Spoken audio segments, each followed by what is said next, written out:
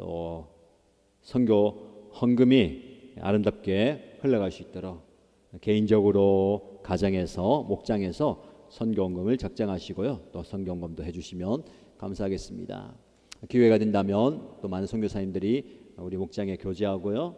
또 연합교회와 교제하고 또 기도하고 있습니다. 저와 여러분들이 그 선교 현장에 가서 하나님께서 그곳에서 역사하시는 은혜로운 그 일들을 경험하고 또 체험하기를 바랍니다.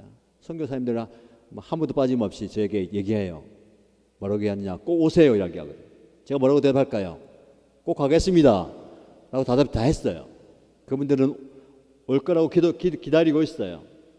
근데 언제 갈지는 지금 미정인데 그 선교지에 우리 함께 가서 받은 은혜와 사랑을 좀 나누고 하나님께서 어떻게 역사하시는지를 경험하고 볼 수 있게 되기를 축복합니다. 우리 함께 하나님의 말씀 보겠습니다.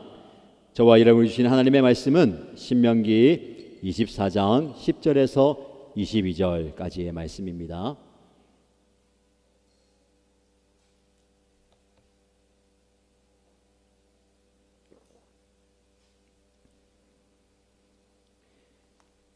신명기 24장 10절에서 22절까지 말씀을 찾으셔서 우리 함께 읽도록 하겠습니다. 함께 읽습니다. 당신들은 이웃에게 무엇을 구워줄 때에 담보물을 잡으려고 그의 집에 들어가지 마십시오. 당신들은 바깥에 서 있고 당신들에게서 꾸는 이웃이 담보물을 가지고 당신들에게로 나오게 하십시오. 그 사람이 가난한 사람이면 당신들은 그의 담보물을 당신들의 집에 잡아둔 채 잠자리에 들면 안 됩니다. 해가 질 무렵에는 그 담보물을 반드시 그에게 되돌려 주어야 합니다. 그래야만 그가 담보로 잡혔던 그 겉옷을 덮고 잠자리에 들 것이며 당신들에게 복을 빌어 줄 것입니다. 이렇게 하는 것이 주 당신들의 하나님이 보시기에 옳은 일입니다. 같은 결의 가운데서나 당신들 땅 성문 안에 사는 외국 사람 가운데서 가난하여 품팔이하는 사람을 억울하게 해서는 안 됩니다. 그날 품삯 쓴 그날로 주되 해가 지기 전에 주어야 합니다. 그는 가난한 사람이기 때문에 그날 품삯을 그날 받아야 살아갈 수 있습니다. 그가 그날 품삯을 못 받아 당신들을 원망하면서 주님께 호소하면 당신들에게 죄가 돌아갈 것입니다. 자식이 지은 죄 때문에 부모를 죽일 수 없고 부모의 죄 때문에 자식을 죽일 수 없습니다. 사람은 저마다 자기가 지은 죄 때문에만 죽임을 당할 것입니다. 외국 사람과 고아의 소송을 맡아 억울하게 재판해서는 안 됩니다. 과부의 옷을 저당 잡아서는 안 됩니다. 당신들은 이집트에서 종살이 하던 것과 주 당신들의 하나님이 당신들을 거기에서 속량하여 주신 것을 기억하십시오. 내가 당신들에게 이런 명령을 하는 까닭도 바로 여기에 있습니다. 당신들이 밭에서 곡식을 거둘 때에 곡식 한 묶음을 잊어버리고 왔거든 그것을 가지러 되돌아가지 마십시오. 그것은 외국 사람과 고아와 과부에게 돌아갈 몫입니다. 그래야만 주 당신들의 하나님이 당신들이 하는 모든 일에 복을 내려 주실 것입니다. 당신들은 올리브 나무 열매를 딴 뒤에 그 가지를 다시 살피지 마십시오. 그 남은 것은 외국 사람과 고아와 과부의 것입니다. 당신들은 포도를 딸 때에도 따고 난 뒤에 남은 것을 다시 따지 마십시오. 그 남은 것은 외국 사람과 고아와 과부의 것입니다. 당신들은 이집트 땅에서 종살이 하던 때를 기억하십시오. 내가 당신들에게 이런 명령을 하는 까닭도 바로 여기에 있습니다. 아멘. 하나님의 은혜 가운데 지난 한 주간 잘 지내셨습니까? 오늘도 예배의 자리에 나오신 여러분들을 환영하고 축복하고 말씀을 통해서 교제할 수 있음에 감사합니다. 현장에 계신 분들 또 온라인으로 참여하시는 분들 나중에 또 접속해서 말씀을 접하는 여러분들에게 하나님께서 놀라운 은혜와 복을 풍성하게 주시기를 축복합니다. 오늘 읽은 본문의 말씀을 중심으로 긍휼의 법이라는 제목으로 말씀을 나누겠습니다. 혹시 지난주에 말씀의 제목을 기억하십니까? 힌트를 드릴게요. 무슨 법이에요? 하늘 시민으로서 우리가 어떻게 살아야 될 것인가, 어떤 법을 지키고 살아야 될 것인가. 눈치가 빠른 분들은, 우리 자녀들은 설교노트의 바인더에 놓고 있는 친구들은 다 알아요. 그렇죠? 혹은 기억해 보시기 바랍니다. 다 같이 지난주에 말씀의 제목은 무슨 법이죠? 네, 말씀하신 분들 축복합니다. 말씀 못하신 분들은 오늘 기억했다가 다음 주에 말씀해 주세요. 지난주에 배려의 법이죠. 다른 사람들을 배려한다는 건, 이것은 교회 다니지 않아도, 예수 믿지 않아도 누군가를 배려하는 건 귀한 거예요. 좋은 거예요. 학교에서도 배우고 사회생활 할 때 그렇게 하는 게 맞아요. 그러나 우리는 조금 더 나가야 되죠. 하늘 백성으로, 하나님의 백성으로서 우리는 남을 돌아보면서 그 사람들의 연약함과 아픔도 내 몫으로 여기고 그를 도와주는 것, 품어주는 것, 안아주는 것 중요합니다. 오늘은 긍휼의 법이에요. 따라해 볼까요? 긍휼의 법. 어려운 단어일 수도 있는데, 긍휼 무슨 말이에요? 성경 읽으면 긍휼이라는 단어가 많이 나옵니다. 하나님의 마음이에요. 하나님께서 긍휼의 마음이 크거든요. 그래서 우리를 어떻게 보시냐면요, 긍휼히 보세요. 쉽게 말하면 뭘까요? 불쌍히 본다는 거예요. 불쌍한 마음이 드는 겁니다. 불쌍한 마음이 들어야 도와주고 싶어요. 불쌍한 마음이 들어야 내 것을 나눠주고 싶어요. 근데 요즘은 불쌍한 마음들이 잘 없는 것 같아요. 그렇죠? 우리 안에 하나님께서 긍휼의 마음을 주시고 이 땅을 살아갈 때에 긍휼의 법에 따라서 살아가는 것이 중요합니다. 자, 그러면 왜 하나님께서 우리가 이 땅에서 하늘 백성으로 살아갈 때에 배려의 법을 말씀하시고 긍휼의 법을 말씀하시는가 한번 살펴보겠습니다. 하나님은 당신의 백성이 사회적으로 힘없는 사람들, 연약하고 부족한 사람들, 그들을 향해서 긍휼의 마음을 갖기를 원하십니다. 부유하다고 해서 가난한 사람들을 함부로 대하지 말고, 권력이 있다고 해서 힘없는 사람들을 나쁘게, 천하게 대해서는 안 됩니다. 그럼 어떻게 돼야 될까요? 그들의 생명과 인권을 존중해야 됩니다. 생명 존중이 중요해요.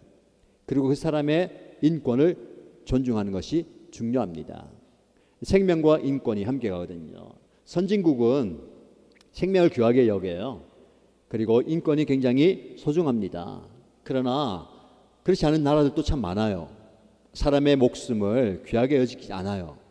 어떤 정권을 유지하고 사회체제를 지키기 위해서 사람들을 많이 죽이기도 합니다. 그리고 인권이 무시되는 나라들도 아직도 많아요. 그 나라를 위해서 기도하고 그 나라가 생명 존중과 인권이 회복되도록 기도해야 되겠습니다. 우리나라도 마찬가지죠.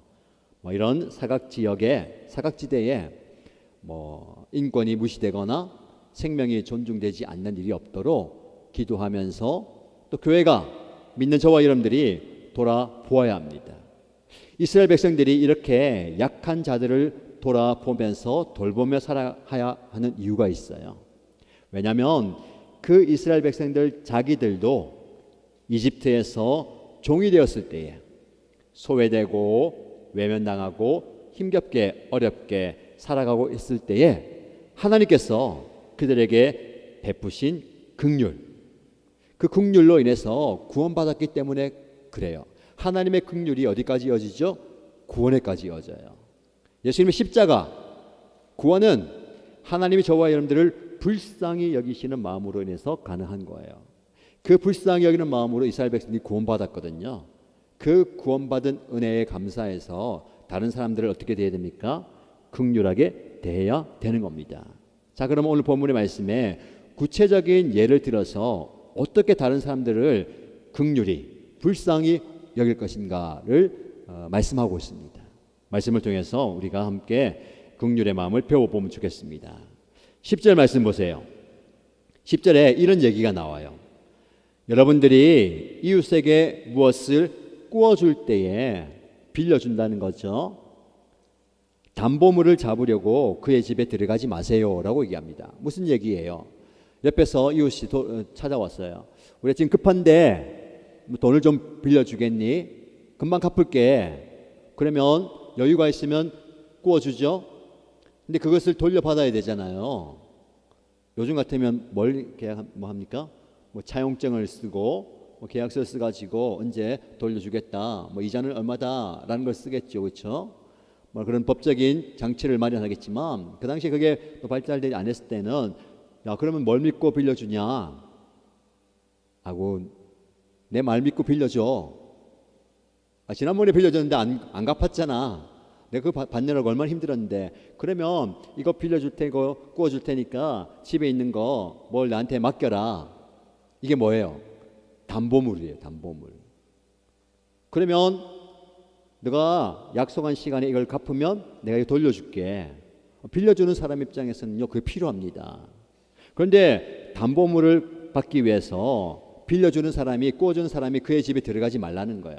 자 한번 보자. 값비싼 게 뭐 있나 보자. 이거는 안 되겠고 이거는 비싸 보이네. 이거 가져갈게. 이거 받고 싶으면 꾸고 간 거 약속한 시간에 갚아. 이게 담보물인데 그렇게 하지 말라는 거예요. 어떻게 그럽니까? 집 밖에서 그냥 기다리래요. 꾸고 가는 사람이 집에서 담보물이 될 만한 거 가져오면 그거 받으라는 겁니다. 왜 그렇게 얘기할까요? 꾸어주는 입장에서는요 그 담보물이 값비싼 거야 됩니다. 빌려주는 그 값어치보다 비싼 걸 가지고 가야 될까요? 저렴한 걸 가지고 나가야 될까요? 비싼 거?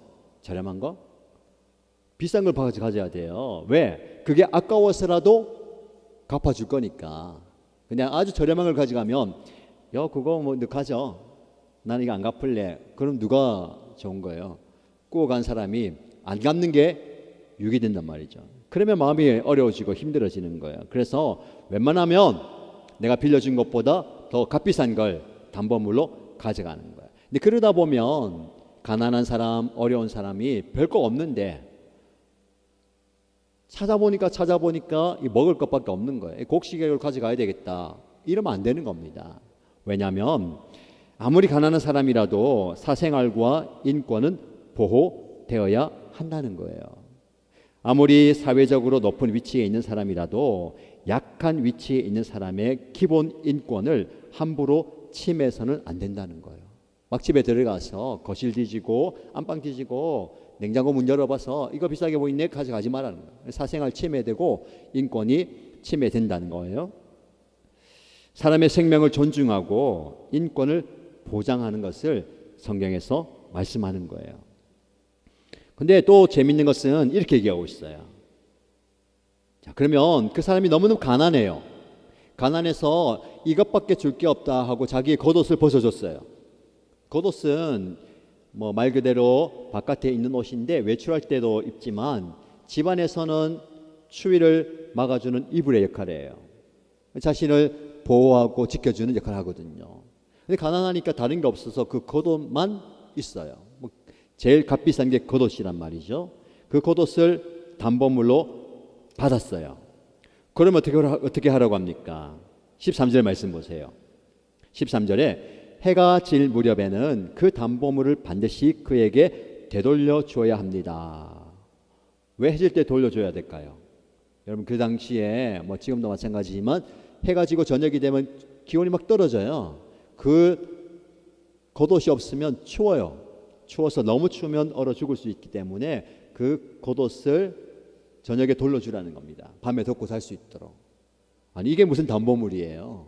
가져갔다가 밤에 돌려주면 그리고 그 다음날 아침에 가서 또 돌려받아요. 저녁 되면 다시 주고. 야, 구워준 입장에서는 여간 귀찮은 게 아니고 왜 이렇게까지 해야 되냐. 아니 이걸 내가 갖고 있어야 그걸 빨리 받기 위해서라도 열심히 벌어서 갚을 거 아니에요. 근데 그렇게 하지 말라는 거예요. 왜? 그래야만 그가 담보로 잡혔던 그 겉옷을 덮고 잠자리에 들 수 있다는 거예요. 혹시라도 그거 가져와서 그 사람이 얼어 죽으면 안 된다는 겁니다. 그만큼 생명이 소중하다는 거예요. 내가 구워주어서 받아야 할 그 돈보다 뭐가 더 소중합니까? 그 사람의 생명이 소중하다는 거예요. 여러분, 우리 생명 소중함이 여기에 있는 겁니다. 그 겉옷을 돌려준다는 것에 어떤 의미가 있냐면 단지 그 빌려간 사람에게 동정과 구제를 베푸는 자선이 아니고 하나님 앞에서 공의의 의무를 다하는 거예요. 하나님의 공의, 하나님의 정의를 실현하는 겁니다. 굉장히 중요한 거예요. 아니, 빌려준 거 반드시 받아야 되고 갚아야 되고 무슨 수를 쓰라도 이렇게 해야 되는 거 아닙니까? 라고 얘기하는데, 이것도 중요하지만 그 사람의 사정과 형편을 돌아보면서 생명을 잃지 않도록 하라는 거예요. 근데 더 중요한 게 있어요. 13절 하반절에 보면 그 겉옷을 받은 사람이 되어보세요. 여러분들이 한번.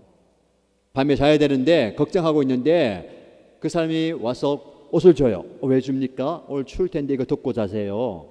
덮고 잠을 잘 때 어떤 마음이 들까요?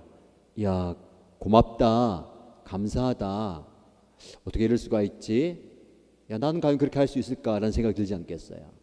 거기서 더 나가 어떻게 합니까? 그 사람을 축복해 주는 거예요. 오늘 말씀해 보면 당신들에게 그들이 복을 빌어 줄 것입니다. 너무너무 감사해서 고마워서 하나님 그 사람 축복해 주세요. 너무너무 귀합니다. 이게 중요한 거예요. 여러분, 내 것 받아내야 되죠. 내 것 챙겨야 되죠. 내 것 잃어버리면 안 되죠. 그러나 한 번 더 가서 그 사람을 불쌍히 여기는 마음으로 한 행동이 나에게 뭐가 돼요? 복이 되어 돌아온다는 거예요. 축복이 된다는 거예요. 이 사람과의 관계가 이게 중요합니다. 여러분들이 누군가에게 복이 되어 주세요. 지금 여러분 생각하면서, 여러분을 기억하면서 하나님 그 사람 축복해 주세요. 그 사람 너무 감사해요. 그 사람 너무 귀합니다. 라고 축복해 주는 사람 되시기를 주님의 이름 축복합니다. 다음 세대 자녀들 말씀 잘 듣고 있지요? 축복합니다. 여러분들이요, 누군가의 복이 되어주는 거예요. 여러분 생각할 때야, 야, 그 친구 참 좋은 친구야. 그 친구 나에게 참 잘해주고 자기는 손해보면서 나에게 잘해주는데 그 사람 정말 좋은 친구고 그 친구 나랑 오래 친구 됐으면 좋겠어. 참 좋아. 이게 축복이에요. 여러분들이 그런 친구를 찾고 그런 친구를 만나는 것도 중요하지만 여러분들이 그런 사람이 되어야 됩니다. 그런 사람 되기를 축복합니다. 이어지는 말씀이 나와요. 어떤 말씀이 나오냐면 어떤 사람이 일용직 노동자를 이제 사용했어요. 그 임금을 저녁에 지불해야 되잖아요.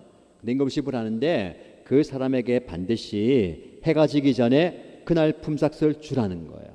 가난해서 하루하루 먹고 사는 일용직 노동자는 그 일당이 유일한 생계 수단이에요. 그러니까 그 사람 퇴근할 때, 집에 갈 때 밥을 사고 먹을 걸 사갈 수 있도록 돈을 주라는 겁니다. 여러분들, 이것도 성경이 이야기하고 있어요. 무슨 말씀이에요? 당일에 품삯이 없으면 자기도 굶을 뿐만 아니라 자기 가족들도 굶어요. 그럼 생명에 지장이기 때문에 그 사람을 돌아보라는 겁니다. 성경은 고대 사회에서 품꾼의 임금을 체불하는 것은 단지 그 사람의 생명을 위협하는 정도를 넘어서서 하나님께 심각한 불의의 죄를 짓는 것이다 라고 말씀하고 있어요. 성경은 노동자의 권리가 정당하게 보장되어야 할 것을 교훈합니다. 아주 작은 부분이죠. 하루하루 일하는 그 사람의 임금도 체불하지 말고 챙겨주라는 거예요. 왜? 그래야만 그와 그의 가족들이 생명을 누리며 살아갈 수 있기 때문에 그래요. 자, 이 말씀을 통해서 우리가 우리의 삶에 어떻게 적용할 수 있을까요? 누구에게나 생명을 누리며 살아갈 권리가 있습니다. 가난한 사람이든 연약한 사람이든 부족한 사람이든 그 사람의 생명을 소중하게 여겨야 된다는 거예요. 그래서 생명을 누리며 살 권리가 모두에게 있어요. 그리고 더 나아가서 그 연약한 사람, 약자를 보호해야 합니다. 그래서 하나님께서 보세요, 이 대비가 되잖아요. 누군가에게 구워준다 할 때에는요, 꾸어줄 만한 뭔가가 있어요. 재산이 있고 여유가 있죠. 근데 뭐 얼마나 여유가 있겠어요, 그렇죠? 빌려주고 꾸어주고 나눠주고 더 풍성한 사람들은 별로 많이 없어요. 나도 부족하잖아요. 이런 물질은 재산은 항상 상대적입니다. 무슨 말이냐면 절대적인 부자가 없어요. 뭐 이 세상에서 가장 돈이 많은 사람, 뭐 1등을 꼽는다면 꼽을 수 있겠죠. 그러나 부자들은요 항상 상대적이에요. 그래서 세상에서도 뭐 1번부터 100번까지 전 세계 100대 부자들 하고 발표하는데 이 순위가 매번 막 달라져요, 그렇죠? 왜? 비교해 보니까 우리도 마찬가지입니다. 우리도 뭐 부자냐 가난하냐의 그 기준이 뭘로 드러나요? 물론 내가 하고 싶은 거 마음대로 할 수 있으면 부자죠. 근데 그런 분들이 별로 없어요. 내가 하고 싶은 거 사고 싶은 거 마음껏 다 살 수 있는 분 좀 줄여야 되잖아요, 그렇죠? 하나는 포기해야 되잖아요, 그렇죠? 소소하게 이거 하면서 이제 흡족해 하는 거예요. 우리가 이런 비교하면서 부자냐 부자가 아니냐를 보는 겁니다. 누구와 비교할까요? 옆집하고 비교하죠. 같은 아파트 옆집에 사는데 그분과 그 가정과 우리가 비교해 볼 때 누가 나으냐. 좀 더 나아진 데는 누구랑 비교합니까? 다른 아파트하고 비교를 해요. 저 아파트와 우리 아파트를 비교해요. 조금 더 비교하면 어떻습니까? 동네를 비교하잖아요, 그렇죠? 그 비교해 볼 때에 부자냐 가난하냐 그걸 돌아보는 겁니다. 네, 여러분 절대적인 부의 기준과 만족이 좀 필요합니다. 그럴 수 없겠죠. 참 쉽지 않죠. 사람은 더 많이 가지고 싶고 더 많이 누리고 싶어요. 더 많이 가져고 더 많이 누려봐야 또 다른 비교 대상이 생기는 거예요, 그렇죠? 그게 어려운 겁니다.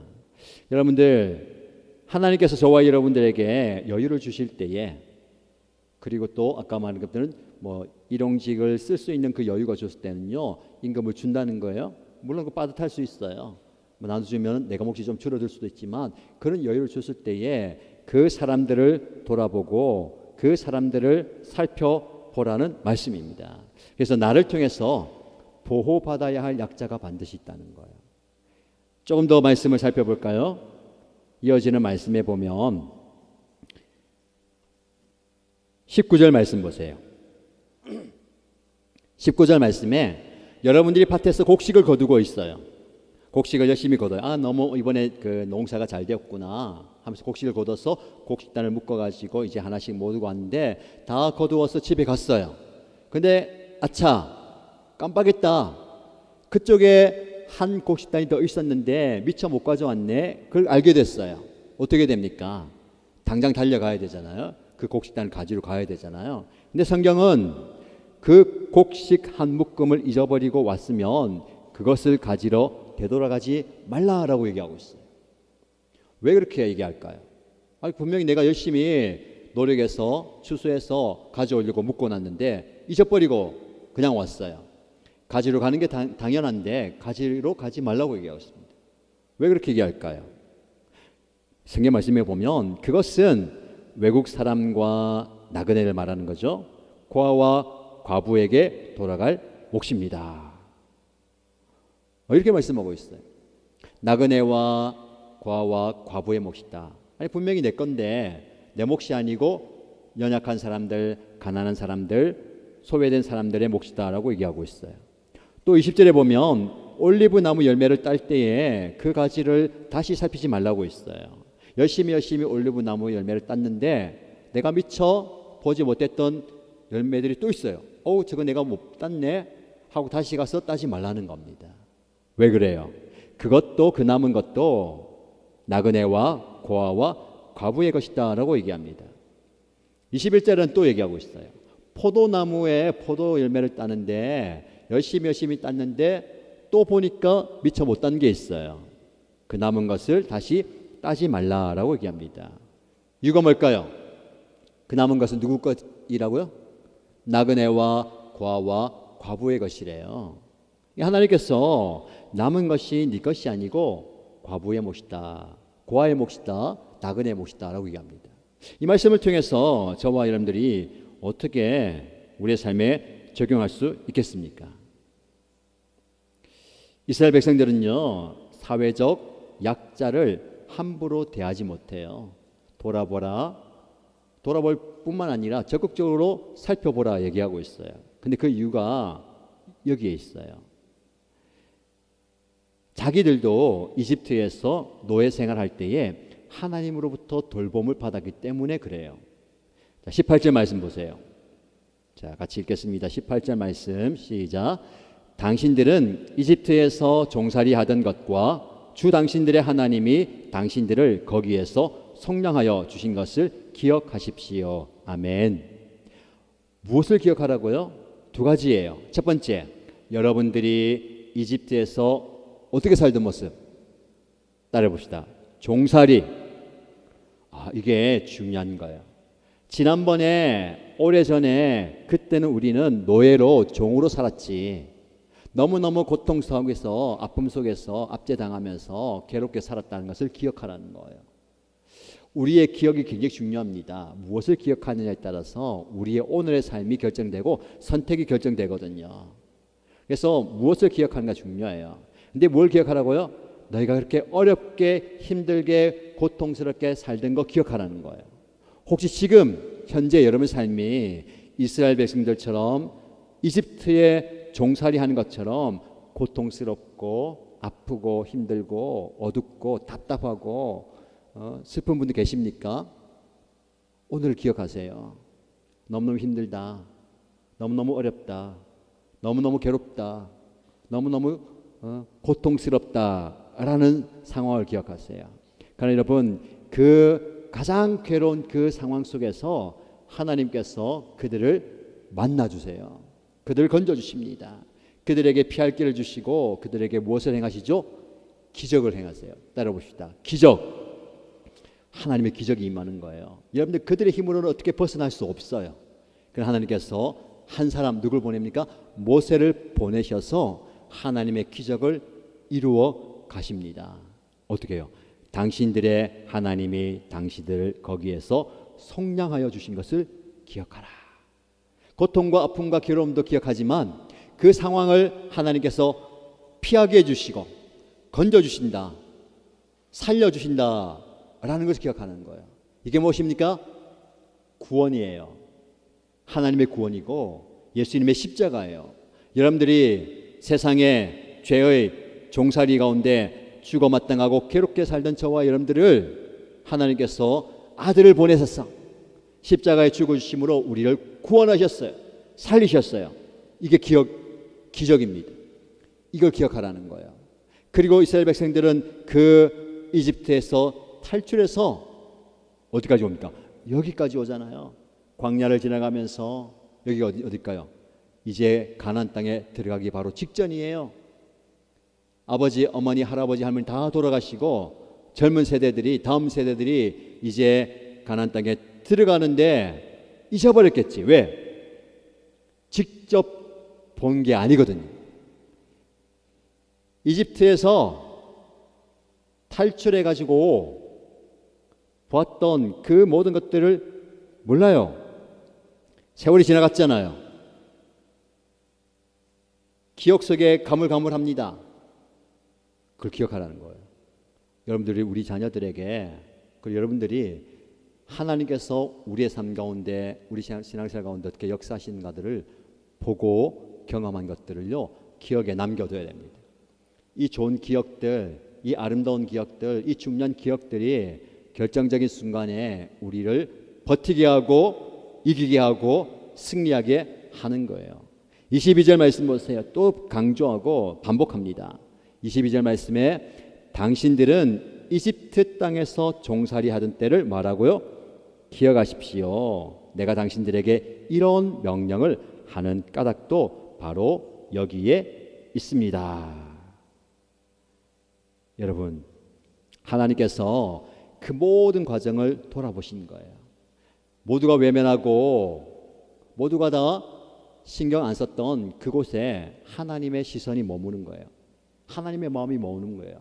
여러분들 삶도 마찬가지입니다. 지금 그렇게 고통스럽고 아프고 힘들고 어렵게 생활하십니까? 하나님께서 여러분들을 보고 계시고 하나님의 시선이 그곳에 있고 하나님의 마음이 여러분의 현장에 있는 거예요. 그래서 여러분의 삶의 현장에 그리고 삶의 자리에 하나님께서 기적을 베풀어 주실 줄로 믿습니다. 하나님께서 건져주시는 거예요. 그리고 시간이 지나가면서 먹이시고 입히시고 인도하시는 그 모든 과정이 하나님의 기적입니다. 하나님의 기적을 일상 가운데 경험하시고 일상 가운데 누리기 바랍니다. 그래서 여러분들, 이스라엘은요, 엄밀히 말해서 혈통적으로 닫힌 공동체가 아니에요. 은혜의 열린 공동체입니다. 혈통적으로는 사실 닫혀 있어요. 굉장히 이제 폐쇄적입니다. 유대인이냐 아니냐, 할례를 받았느냐 할례를 받았지 않았느냐, 율법을 지키느냐 지키지 않느냐. 그래서 외부 이방인들을 배척했거든요. 그러나 하나님께서 은혜를 주심으로 은혜는 마음이 열리게 하는 거예요. 은혜는 지갑이 열리게 하는 거예요. 은혜는 모든 것이 열리게 하고 문이 열리게 되는 거예요. 하나님께서 이스라엘 사회 안에 있는 이방 나그네조차도 율법을 지키며 살아갈 수 있도록 허락하시는 겁니다. 즉 하나님의 은혜 아래에 있고 율법에 순종하는 사람이라면 언약 공동체의 일원이 될 수 있는 거예요. 굉장히 중요한 겁니다. 그래서 은혜의 열린 공동체가 우리 공동체예요. 그래서 여러분에게 적용할 수 있도록 기회 드립니다. 여러분, 하나님의 은혜가 임하면 우리의 마음이 열려요. 하나님의 은혜가 임하면 우리의 눈이 열립니다. 그래서요, 지금까지는 닫힌 마음으로 닫힌 눈으로 내 것만 봤잖아요. 아, 이거 내 건데, 내가 샀는데, 내가 수고했는데, 내가 얻은 건데.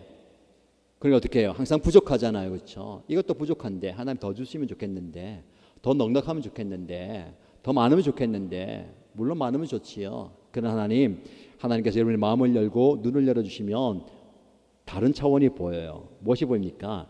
아, 이거 하나님이 남겨두라는 것이구나. 내 몫에는 반드시 다른 사람의 몫이 있구나라는 것을 깨닫게 되는 겁니다. 여러분들에게 축복합니다. 여러분들 하나님께서 오늘 본문의 말씀처럼 좀 여유 있게 주시기 바래요. 난 구워주는 사람, 일용직을 쓰는 사람, 밭에 그리고 올리브 과수원인과 포도원에 열매를 얻는 사람은 여유가 있는 사람이에요. 하나님께서 여러분에게 복 주셔서 그런 여유 있는 복을 누리기를 축복합니다. 구워줄 수 있는 사람 되시고요. 사람을 쓸 수 있는 사람 되기 원하고, 또 곡식도 많이 걷어들이고, 얼마나 많이 걷어들였으면요, 한 묶음을 두고 갈 만큼 여유가 있는 거예요. 그렇죠? 그리고 많아가지고 따도 남는 거예요. 포도원에 포도도 남고 올리브 열매도 남아요. 그런 은혜와 복이 있기를 축복합니다. 근데 여러분, 그것이 거기에 머물면 안 돼요. 추수할 때에 여러분의 몫이 다른 사람들의 몫이 있다는 것을 기억하시기 바랍니다. 아니, 다른 사람의 몫을 반드시 남겨야 돼요. 이것이 율법입니다. 그래서 유대인들은요, 남을 위한 몫을 반드시 남깁니다. 우리 자녀들에게 교육할 때도 반드시 하나님께 드릴 11조를 따게 만들고 남을 위한 몫을 딱 떼게 만들어요. 그래서 구제하게 만들고 나누게 만드는 거잖아. 이거 좋은 기억이고 좋은 교육입니다. 여러분들에게 다시 한번 축복합니다. 하나님께서 많이 주시길 바라요. 그러나 그 받은 몫이 반드시 남을 위한 몫이 있다는 겁니다. 추수할 때에 가난한 사람을 위해서 수확물 일부를 남기는 것은요, 하나님께서 당신이 받으셔야 할 몫을 받으시는 거예요. 그리고 가난한 자를 하나님이 직접 챙기시는 겁니다. 여러분, 하나님께서 우리에게 몫을 요구하십니다. 아, 이거 내 몫이야. 그걸 우리가 11조라고도 표현하는데, 사실은 11조의 개념이 내가 얻은 거, 내가 수고해서 받은 것의 10분의 1 하는 게 드린다는 개념이잖아요. 그래서 사실은 이것보다 더 넓게 생각하셔야 됩니다. 하나님은 저와 여러분들에게 그 물질을 원하는 게 아니라 무엇을 원하실까요? 하나님 저와 여러분들에게 우리 모두를 원하십니다. 나의 전부를 원하세요. 하나님께서 하나님 우리를 통해서 뭘 받기 원하시는 걸 봐야 되는 겁니다. 우리 찬양도 불렀잖아요, 그렇죠? 내 전부를, 내 모든 것을 하나님께 드리는 게 마땅해요, 그렇죠? 그러나 우리는 전부를 드린다는 개념을 11조를 따로 떼서 드리는 개념, 물질을 드리는 개념 이렇게 생각하는데, 다르게 생각하면 우리가 하나님께 전부를 드릴 수가 있어요. 어떻게 적용할 수 있을까요? 여러분, 하나님께 전부 드린다는 것은 이 말씀을 통해서 볼 수가 있습니다. 13절 말씀에 이렇게 나와요. 겉옷을 담보물로 받았다가 겉옷을 돌려주잖아요. 그것을 이렇게 표현합니다. 그 사람이 나에게 복을 빌어줄 거잖아요. 근데 더 중요한 것은 이렇게 하는 것이, 따라해 봅시다. 이렇게 하는 것이 주 당신들의 하나님이 보시기에 옳은 일입니다. 이게 핵심이에요. 하나님 보시기에 옳은 일을 행하는 것이 나의 전부를 드리는 거예요. 나의 유익이 원한다면, 내가 유익을 원한다면 구워준 거 무슨 수를 써서 다 갚아야 되고 받아야 되고, 내가 어려움을 당하지 않도록 다른 사람의 것을 받아야 되고, 혹시라도 놓쳐버린 그 곡식과 열매를 다시 가서 따는 것이 유익이에요. 세상의 원리잖아요. 그 나에게 유익입니다. 당연한 것 같아 보이지만 우리는 어떻게 해야 됩니까? 이렇게 하는 것, 어떻게 보면 손해보는 것 같고 희생하는 것 같고 바보같이 보여도 하나님께서 보시기에 옳은 일이라는 거예요. 그러면 어떻게 됩니까? 하나님이 기뻐하실 뿐만 아니라 그 사람이 나를 축복해 주는 겁니다. 그래서 누군가에게 억울한 일을 당하지 않도록 하라는 겁니다. 불평이나 원망과 어려움 당하지 않도록 하라는 거예요, 그렇죠? 여러분, 이 말씀을 기억하시면서 여러분의 삶에 하나님의 은혜가 임하기를 축복합니다. 말씀 어떻게 적용할 수 있을까요? 물질에 대한 개념입니다. 자, 물질은 굉장히 중요하고 소중하고 필요합니다. 그러나 그 물질이 복이에요. 하나님이 여러분에게 물질의 복을 주실 수 있습니다. 그러나 하나님이 주시는 많은 복의 한 부분이에요. 그리고 그 복을 얻기 위해서, 가지기 위해서, 받기 위해서 열심히 노력하시는데, 복은 우리가 달려가서, 우리가 쫓아가서 구하는 게 아니고 그 복은 우리에게 따라와야 되는 거예요.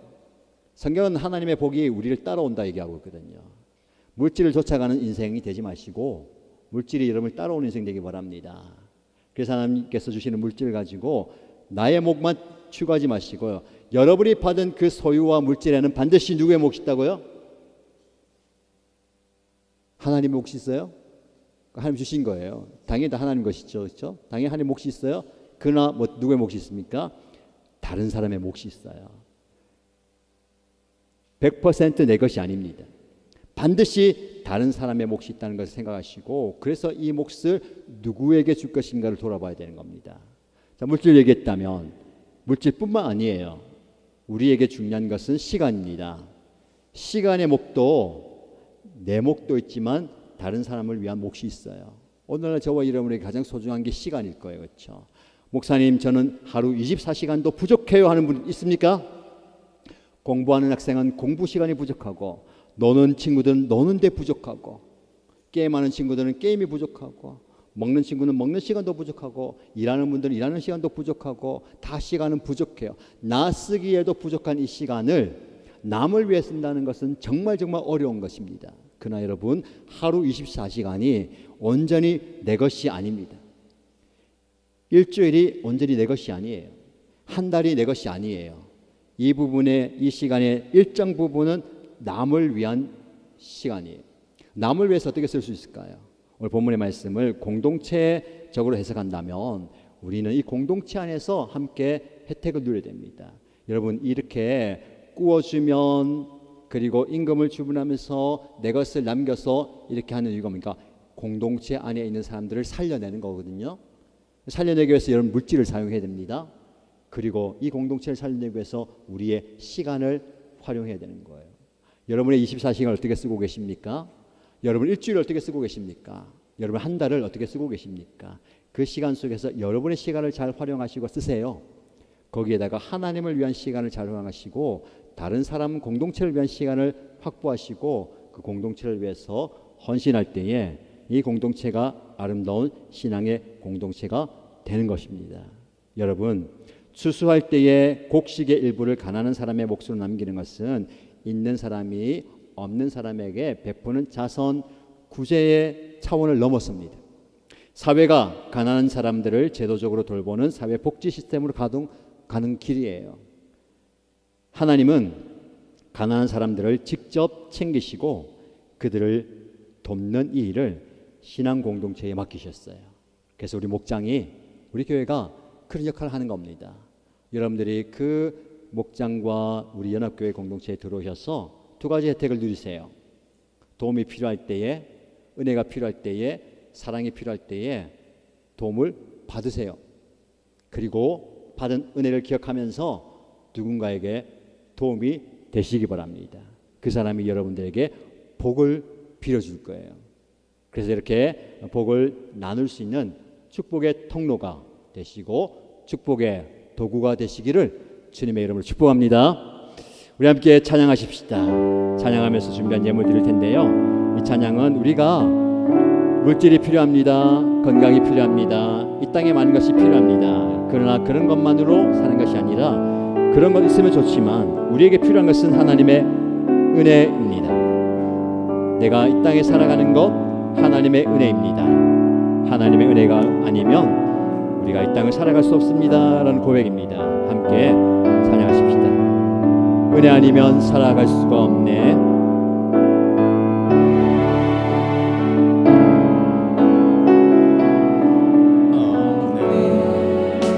마저도 다 주의 것이니 마저도 다 주의 것이니 세상 평안과 위로 내게 없어 나에게 있는 건 예수 오직 예수뿐이네. 오직 예수뿐이네. 그 시대에 다 볼 수도 없고 작은 고난에 지쳐도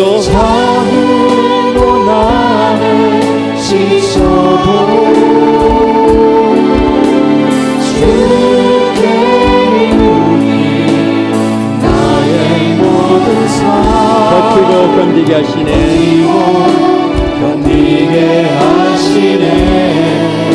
은혜 아니면 살아갈 수가 없네. 은혜 아니면 살아갈 수가 없네. 나의 모든 것 다 주께 맡기니 참된 평안과 위로 내게 주신 주 예수 오직 예수뿐이네. 은혜 아니면 살아갈 수가 없네. 은혜 아니면 살아갈 수가 없네. 마저도 다 주의 것이니 세상 평안과 위로 내게 없어도 예수 오직 예수뿐이네. 그 시에 다 볼 수도 없고 작은 고난에 지쳐도 주께 이루니 나의 모든 삶 버티고 견디게 하시네. 은혜 아니면 살아갈 수가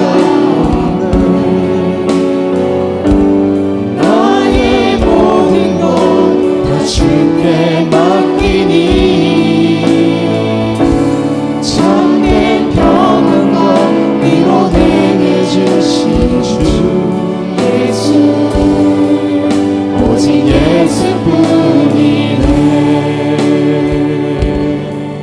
우리 함께 헌신하며 결단하는 시간 가질까요? 말씀과 찬양을 한번 기억해 보시기 바랍니다. 우리는 이 땅에 재물과 재산과 물질과 건강과 많은 것을 요구하고 추구하며 살아왔습니다. 아직도 우리는 그것을 쫓아가면서 살아가고 있는지도 모릅니다. 그러나 하나님의 은혜가 우리에게 필요합니다. 은혜가 아니면 그 모든 것들이 소용이 없고요, 그 모든 것들이 있어도 무가치한 인생을 살게 됩니다. 하나님 나에게 은혜 주셔서 내가 처한 상황과 내가 처한 형편을 버티고 견디고 인내하게 하여 주옵소서. 그 상황 가운데서도 감사할 수 있는, 그 상황 가운데서도 버티고 이겨낼 수 있는 힘과 용기를 주옵소서. 하나님 나에게 우리 가정 가운데 이런 은혜가 필요합니다. 오직 예수밖에 없습니다. 예수님 뿐입니다 라고 고백하고 선포할 수 있는 그런 은혜를 달라고 기도하시고요. 하나님 나에게 주어진 몫이 내 것으로만 생각하지 않게 하여 주시고, 나에게 주어진 물질과 시간과 재능과 은사와 받은 모든 것을 다른 사람을 위해서 내어줄 수 있는 그 목 또한 준비할 수 있도록, 그 목 또한 내가 드릴 수 있는 그런 넉넉한 마음과 용기를 달라고 함께 기도하겠습니다. 하나님 아버지, 하나님의 은혜 감사합니다. 나를 살리시고 날 이곳에 세우시고 날 부르신 분이 하나님을 믿습니다. 내 상황과 형편과 환경이 너무나 괴롭고 아프고 힘들고 고통스럽다 하더라도 그 상황 가운데 그 모든 것들을 감내할 수 있는, 견디고 버티고 이겨낼 수 있는, 인내할 수 있는 힘과 용기와 믿음을 허락해 주시며 감사합니다. 하나님 나에게 은혜 주셔서 하나님의 은혜로 인생 살아가게 해주시옵소서. 내가 받은 거, 내가 누리는 거, 내가 좋아하는 거, 내가 수고했던 것들이 없다 하더라도 하나님의 은혜 가운데 거하는 것이 복된 인생인 것을 고백하게 해주시고, 그 은혜가 가득할 때에 내가 이렇게 고백하기 원합니다. 오직 예수밖에 없습니다. 오직 예수뿐입니다 라고 고백하시는 그런 담대함도 용기도 허락하여 주시면서, 하나님 나에게 주어진 몫이 얼마나 있습니까? 더 많이 얻기 원하고 더 많이 받기 원하고 더 많이 갈구합니다. 그럼 채워주신 그 은혜와 복과 복 가운데 내 것만 있는 것이 아니라 타인을 위한, 가난한 사람을 위한, 소외된 사람을 위한, 연약한 사람을 위한, 어렵고 힘든 사람을 위한 몫이 반드시 있음을 고백하게 해주시고, 그 몫을 그들과 나눌 수 있는, 그 몫을 그들과 함께 베풀 수 있는, 그 몫을 그들과 함께 누릴 수 있는 은혜를 허락하여 주시옵소서.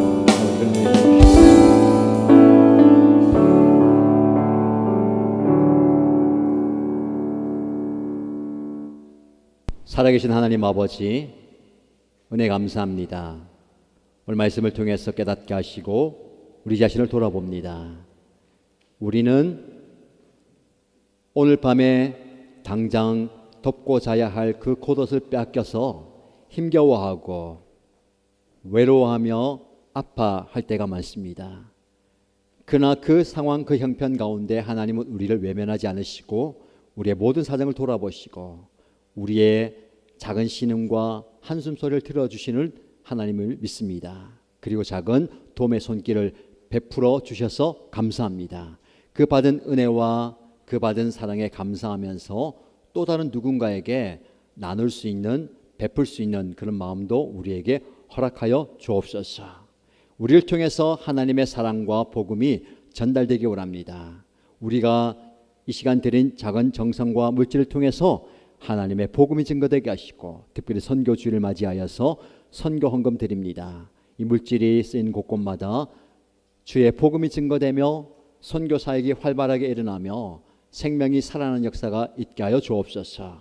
그렇게 귀하게 쓰임받는 우리 인생, 우리의 모습 되게 하시고, 하나님 나에게 주신 그 목 가운데 누군가를 위한, 작은 사람을 위한, 연약한 사람들을 위한 몫이 있음을 기억하게 하시고 그 몫을 나눌 수 있는, 베풀 수 있는 그런 은혜도 허락하여 주옵소서. 그런 삶을 기억하면서 이 한 주간도 우리와 함께 나눌 이웃과 공동체를 돌아보게 하시고 나를 통해서 그 복이 흘러가는 삶을 살아가게 역사하여 주옵소서. 그렇게 은혜 주시고 함께하여 주실 줄 믿고 살아계신 예수님의 이름으로 기도드립니다. 아멘.